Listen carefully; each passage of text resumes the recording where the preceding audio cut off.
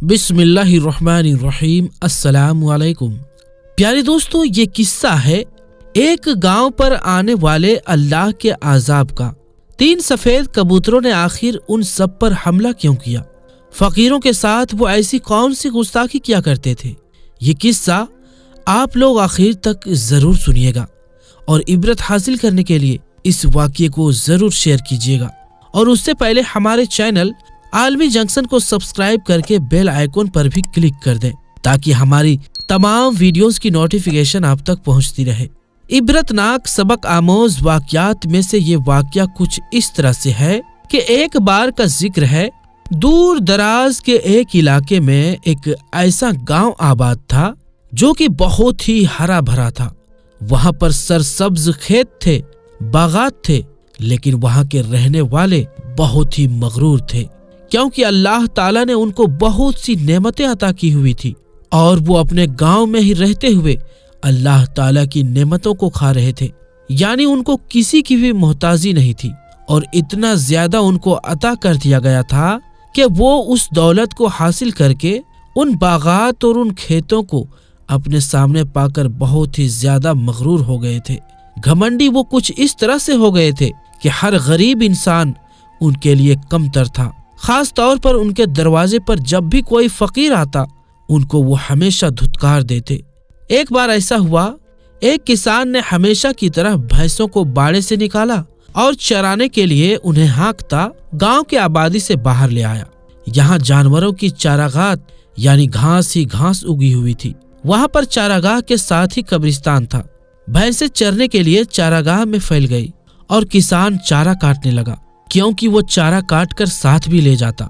अभी वो चारा काटने में मशरूफ था कि अचानक उसके कानों में इंतहाई तेज आवाज टकराई। उसने चौंक कर इधर उधर देखा। वो तेज आवाज कब्रिस्तान से आ रही थी। इलाही बख्श ने उधर देखा, वहां 3 सफेद कबूतर थे। वो तीनों कबूतर एक कब्र से नामुदार हुए और वो तीनों हवा में बुलंद हो रहे थे और वो आवाज उन्हीं की थी और उनकी आवाज ऐसी थी कि कानों को चीर फाड़ कर रखते। हैबतनाक वो आवाज थी और वो इतनी तेजी से उड़ रहे थे कि आम कबूतर इस तरह नहीं उड़ सकते हैं। किसान बड़ी हैरत से वो अजीब मंजर देख रहा था। अचानक उसके जहन में कोई बात याद आ गई, कहीं ये वही कबूतर तो नहीं? वो जहन पर जोर देता हुआ बड़बड़ाया। 4 माह पहले वो वाकया पेश आया था। उसको याद आया, रात के वक्त दरवाजे पर बड़ी जोरदार दस्तक हुई थी। एक और किसान बड़बड़ाता हुआ दरवाजे की तरफ बढ़ा और कुंडी खोल दी। दरवाजे पर एक फकीर खड़ा था। उस किसान ने उसे देखकर बुरा सा मुंह बनाया। क्या बात है, इस वक्त भी तुम्हें चैन नहीं? मैं कुछ मांगने नहीं आया, फकीर नर्म आवाज में बोला। फिर क्या बात है? रात के इस पहर हमें क्यों तंग कर रहे हो? उसने बेदारी से कहा। उसे रात के वक्त फकीर का ये दरवाजे पर आना और दरवाजा बजाना बिल्कुल अच्छा नहीं लगा। उसने कहा, यहाँ के तो नहीं लगते हो, कहीं कोई चोर उचक्के तो नहीं हो तुम? और भेष बदल बदल कर यहाँ पर हमें लूटने के लिए तो नहीं आए हो? उसने कहा, ऐसा कुछ नहीं है, मैं वो रात यहाँ गुजारना चाहता हूँ। मुसाफिर हूँ, दूर दराज के इलाके से आया हूँ। मैं सुबह सवेरे ही निकल जाऊंगा। मेरे यहाँ कोई ठिकाना नहीं, परदेसी हूँ। फकीर ने अपनी बात बयान की। उसका हुलिया, उसका लिबास देखकर वो किसान कहने लगा, तू जानता नहीं तू कौन से गांव में आया है? हम यहाँ पर मेहनत मजदूरी करते हैं, लेकिन हम फकीर नहीं हैं और किसी के आगे हाथ नहीं फैलाते। उसने कहा, कह तो रहा हूँ, मांगने नहीं आया, बस एक रात के लिए जगह चाहिए, सुबह निकल जाऊंगा, मुसाफिर हूँ। वो कहने लगा, तुझे देखकर मुझे घिन आती है, तुझ जैसा भिखारी मेरे घर आएगा? अभी वो मजीद उसको बोलना चाहता था कि पीछे से उसकी बीवी आई। उसने कहा, ये फकीर हमारे घर रात गुजारना चाहता है, तू देख रही है इसकी हालत। उसकी बीवी ने ये बात सुनी तो कहा, तेरा दिमाग तो खराब नहीं है? घर में औरतें हैं, बच्चियां हैं, ये फ्रॉडिया लगता है, कोई चोर उचक्का है। ऐसे लोग घर लूट कर भी ले जाते हैं, और तो और लड़कियों की इज्जत न लूट ले ये आदमी। चल दरवाजा बंद कर। बीवी उसे धकेला। शौहर को अपनी बीवी की बात सही लगी। उसने कहा, कह तो तू सही रही है, अजनबी है और उसको घर पर नहीं रखा जा सकता। वैसे भी कौन सा मैं इसे घर पर ला रहा था। उसने कहा, चल भाई निकल यहाँ से, तुझे यहाँ से जाना होगा। दरवाजा बंद करने लगा। इससे पहले कि दरवाजा बंद करता, फकीर ने अपना पांव दरवाजे की चौखट पर फंसा दिया। एक चारपाई की ही तो जगह मांगता हूँ, वो भी सिर्फ एक रात के लिए। सुबह सवेरे ही निकल जाऊंगा, पता भी नहीं चलेगा। फकीर से कहा, चल हट साइड हो, आ जाते हैं कहीं से चोर उचक्के कहीं के। जा अपना काम कर, किसी और घर का रास्ता देख। ये औरतों वाला घर है, हम किसी गैर मर्द को घर पर नहीं रखते, और खास तौर पर तुझ जैसे भिखारी की यहाँ कोई जगह नहीं है। अच्छा ये बात है, फकीर ने अजीब से अंदाज में कहा। तो वो किसान और उसकी बीवी चौंक कर उसकी तरफ देखने लगे। उस फकीर के लहजे में अब कोई खास बात थी।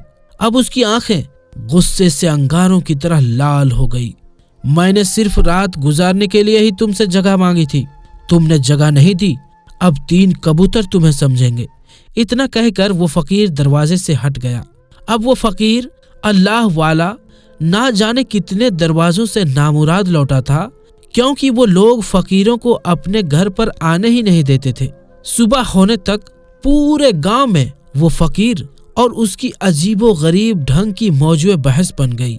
यानी वो सबको यही कहने लगा, मैंने तो तुम्हारा कुछ भी नहीं बिगाड़ा, मैं तो शराफत से तुमसे एक रात के लिए जगह मांग रहा था, अब 3 कबूतर तुम्हें समझेंगे। बहरहाल लोगों ने उसकी बातों को भुला दिया और कहने लगे, ऐसे ही था पागल कहीं का। उस फकीर की बातों को किसी ने दिल पर नहीं लिया था, क्योंकि इससे पहले भी बहुत से फकीर उनके बस्ती में आए थे, लेकिन ये फकीर बहुत ज्यादा ही अजीब था। पहले वाले आते चले जाते थे, लेकिन ये तो कुछ अलग ही था। इसने जो बात कही उसने वक्ती तौर पर सबके दिलों को दहला तो दिया, लेकिन वो लोग अपने अंजाम से बेखबर, अपनी जिंदगी को रंगीनियों में गुजारने वाले, अय्याशी करने वाले, अपने दौलत पर नाजा, अपने पास सब कुछ मौजूद है, सब कुछ हमारा किया हुआ है, सब कुछ हमारी मेहनत है, ये कहने वाला भला फकीरों से क्यों कर डरते, और जिन्हें खौफ इलाही ना हो उनके दिल में किसी मखलूक के दिल के टूट जाने का क्या गम होगा। पर आज जब उस किसान ने 4 महीने बाद कब्रिस्तान से निकलकर उड़ते कबूतरों पर नजर डाली, उसके जहन में वो वाकया फिर से ताजा हो गया। उसकी नजरें उड़ते कबूतरों पर जमी हुई थी। उन कबूतरों के उड़ने की आवाज ऐसी थी जैसे कोई बिजली की तेजी से उड़ता हुआ आ रहा है। ये बहुत ही हैरत अंगेज मंजर था, जिसने उस किसान को फौरी तौर पर अपनी तरफ मुतवज्जे कर लिया। कब्रिस्तान से निकलकर अब कबूतर गांव के गिर्द उड़ रहे थे। ऐसा ही उड़ते उड़ते उन कबूतरों ने गांव के गिर्द 3 चक्कर लगाए और फिर कब्रिस्तान का रुख किया और उसी कब्र पर उतरे जहां से वो उड़े थे। फिर उसी जगह वो गायब हो गए जिस कब्र से वो निकले थे। वो किसान साकित खड़ा हुआ, ऐसे कि जैसे कोई बुत है, हैरत में डूबा हुआ उस कब्र को देख रहा था। देखें अब क्या होने वाला है, ये क्या करना चाह रहे हैं। 3 चक्कर क्यों लगाए गांव के कि अचानक उसी कब्र से एक गर्दो गुबार का गोला और मिट्टी का बगोला तेजी से घूम रहा था, और फिर वो आग का सुर्ख गोला बन गया और तेजी से गांव की तरफ बढ़ा। कबूतरों की ही तरह वो तूफानी बगोला गांव के गिर्द चकराने लगा और देखते ही देखते उसने पूरे गांव को तहस नहस कर दिया। मिनटों में पूरा गांव सफाई हस्ती से मिट गया और किसान अपने खानदान समेत किसी और जगह गया हुआ था। उस वक्त वो उस गांव में मौजूद नहीं था। आप क्या समझते हैं, वो बच गया था? नहीं, शुरुआत तो उसने ही की थी। अभी वो अपनी सवारी पर बैठकर करीब ही आ रहा था। गांव में उसने दूर से देखा कि वहां पर तमाम चीजें हवाओं में बिखर रही है। घर ऐसे उछल रहे हैं जैसे कोई कागज की चीज हो। यहाँ तक कि उसने जानवरों को भी आसमानों की तरफ उड़ते हुए देखा। उसने कहा, अल्लाह रहम करे, ये क्या हो रहा है? अल्लाह की पनाह, ये मैं क्या मंजर देख रहा हूँ? तूफान है अल्लाह का अजाब, माफी मांगो। अपनी बीवी से कहने लगा, माफी मांगो। वो सजदा रेज हो गया, अल्लाह हमें माफ कर दे। अचानक उसका चेहरा सफेद हो गया। उसके सामने वो 3 कबूतर उड़ते हुए आए और गौर से उसकी आंखों में झांकने लगे। उसको उस फकीर की आवाज आई। वो फकीर वहां नजर नहीं आ रहा था, लेकिन बस वो सुर्ख आंखों वाले कबूतर اس کو اور اس کی بیوی کو دیکھ رہے تھے۔ ان دونوں کے گرد وہ چکر کاٹنے لگے۔ وہ فقیر اپنی آواز میں کہہ رہا تھا، دیکھ لیا تم لوگوں نے، مجھے اس رات نہیں ٹھہرایا تھا، میں ناراض اپنی وجہ سے نہیں ہوا تھا، دراصل تم لوگ فقیروں کی عزت نہیں کرتے ہو۔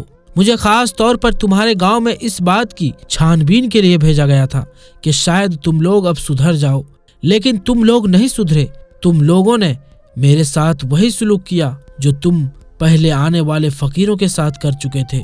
اس بار قدرت کا جوش آ گیا اور یہ 3 کبوتر اللہ تعالیٰ کے بھیجے ہوئے فرشتے تھے، عذاب کے فرشتے تھے۔ اب تم اپنی خیر مناؤ۔ تم لوگوں نے بہت مغرور کیا، گھمنڈ کیا، اور لوگ سمجھ رہے تھے کہ جو کچھ تمہارے پاس موجود ہے سب تمہاری دین ہے، تمہاری محنت کا نتیجہ ہے، لیکن یہ سب اللہ تعالیٰ کی دین ہے جو ہمیشہ اپنے بندوں پر مہربان ہے، لیکن تم نے اس کے محبوب بندوں پر مہربانی نہ کی۔ اب تم لوگوں کو اس عذاب سے کوئی نہیں بچا سکتا۔ اس کے بعد وہ آواز بند ہو گئی اور وہ کبوتر تیزی سے ان میاں بیوی کے گرد چکر کاٹ رہے تھے۔ پھر اس کے بعد وہ گرد و غبار کا سرخ گولا تیزی سے ان کی طرف بڑھ رہا تھا اور پھر ان دونوں کو اس نے اپنی لپیٹ میں لے لیا۔ وہ انتہائی تیزی سے حرکت کرتا ہوا، یہ بہت اونچا اڑتا ہوا ان دونوں میاں بیوی کو لے گیا اور وہاں سے ان کو ایک جھٹکے میں چھوڑ دیا گیا۔ وہ زمین پر آ گرے، ان کا نام و نشان تک نہ بچا۔ ان کے جسم کے سارے اعضاء بکھر چکے تھے۔ وہی لوگ جو کل تک اپنی ہستی پر، اپنے پاس موجود چیزوں پر، اپنی کھیتوں، اپنے باغات پر، اپنے جانوروں پر، اپنی صحت پر غرور کرتے تھے، ایک ہی آن میں ان سب کو ختم کر دیا گیا۔ چٹکی میں پورا گاؤں تہس نہس ہو گیا۔ اللہ تعالیٰ نے غرور کو کبھی معاف نہیں کیا ہے، اور حضرت محمد مصطفیٰ صلی اللہ علیہ وآلہ وسلم کا فرمان ہے کہ جس شخص کے دل میں رتی برابر بھی غرور گھمنڈ ہوگا وہ جنت میں نہیں جائے گا۔ ایک شخص نے آپ صلی اللہ علیہ وآلہ وسلم سے عرض کیا کہ یا رسول اللہ صلی اللہ علیہ وآلہ وسلم، ہر انسان یہ چاہتا ہے کہ اس کے کپڑے عمدہ ہوں اور اس کا جوتا بھی اچھا ہو، تو کیا یہ غرور اور گھمنڈ میں ہے؟ آپ صلی اللہ علیہ وآلہ وسلم نے فرمایا، اللہ تعالیٰ خوبصورت ہے اور خوبصورتی کو پسند فرماتا ہے۔ غرور اور گھمنڈ یہ ہے کہ انسان حق کو ناحق بنائے، یعنی اپنی انا کی وجہ سے حق بات کو رد کرے اور لوگوں کو حقیر سمجھے۔ کیا خوبصورت بات کہی ہے کہ حق بات کو نہ مانے، سامنے والے کو حقیر سمجھے، غریب انسان کو اپنے پیروں کی جوتی سمجھے اور اللہ تعالیٰ کے بنائے ہوئے شے کو دھتکارے، خصوصاً اللہ والوں کی شان میں گستاخی کرے۔ ہمارے نبی پاک صلی اللہ علیہ وآلہ وسلم کا فرمان ہے، جو آدمی مر جائے اور تکبر اور خیانت یعنی امانت میں خیانت اور قرض سے پاک ہو، وہ جنت میں داخل نہیں ہوگا۔ جامع الترمذی۔ یہاں تک کہ رسول کریم صلی اللہ علیہ وآلہ وسلم نے فرمایا، قیامت کے دن ہر متکبر کو چیٹیوں کی طرح انسانی شکلوں میں اٹھایا جائے گا، یعنی چہرہ تو انسان جیسا ہوگا لیکن باقی جسم چینٹی جیسا۔ ذلت ان پر ہر طرف سے گھیرا ڈال رکھا ہوگا۔ انہیں جہنم کے قید خانے کی طرف ہانکا جائے گا، جسے بولس، یہ جہنم کی ایک وادی کا نام ہے، کہا جاتا ہے۔ ان پر زبردست آگ مسلط ہوگی، انہیں اہل جہنم کی پیپ وغیرہ پینے کے لیے دی جائے گی۔ استغفر اللہ۔ تو یہ تو وہ لوگ ہیں جو کہ غرور کرتے ہیں، لیکن دوسرا بڑا گناہ جس پر اللہ تعالیٰ کی طرف سے اعلان جنگ کیا گیا ہے وہ اللہ کے محبوب بندوں سے دشمنی ہے۔